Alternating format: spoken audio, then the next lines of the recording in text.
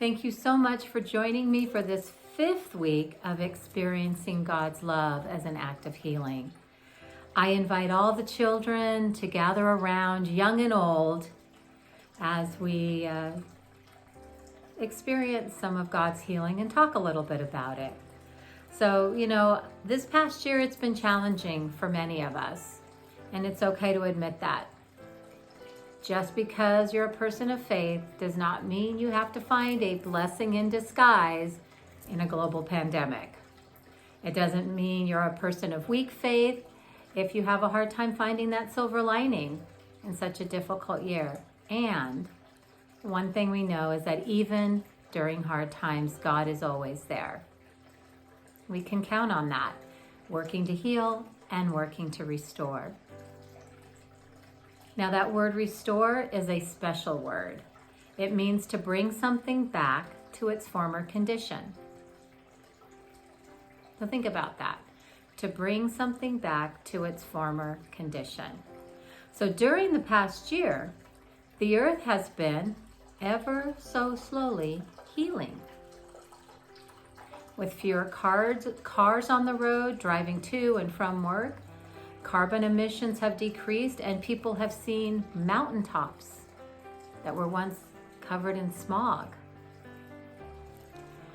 Fewer boats in harbors means that dolphins and whales have been able to swim in areas where they haven't been seen in decades. It's pretty incredible. And less noise pollution means that crickets chirping and frogs croaking and birds singing and water running, nature's music can be heard more easily.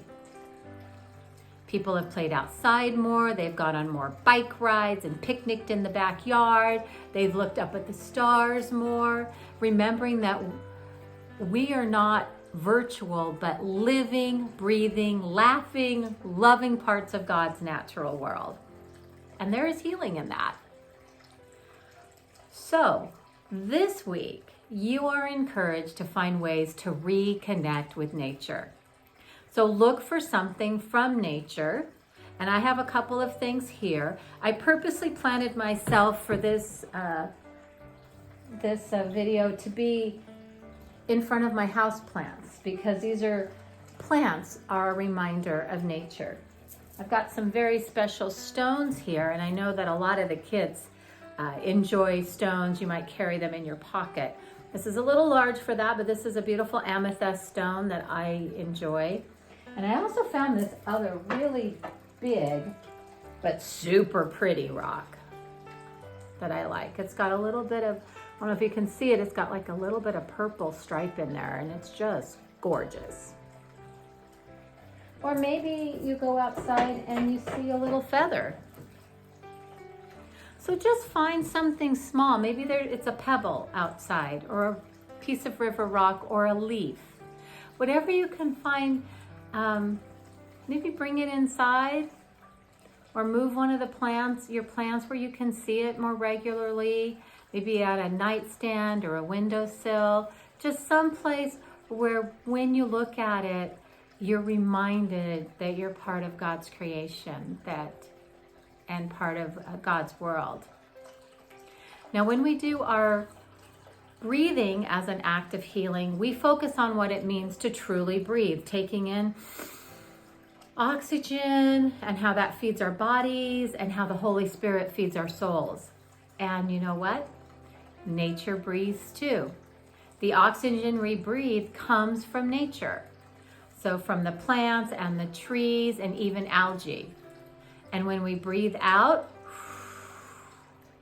the plants, the trees, they take that oxygen or the carbon dioxide and they turn it into oxygen.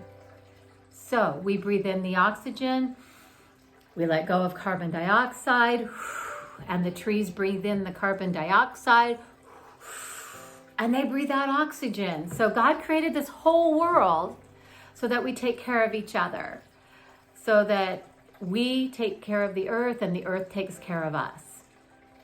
So to care and be cared for, it doesn't get much more healing than that. So take some time to be with that this week. If you have an opportunity, go out and take a walk in nature, enjoy God's beauty, and find just one thing you can do this week to take care of God's beautiful creation. Have a blessed week.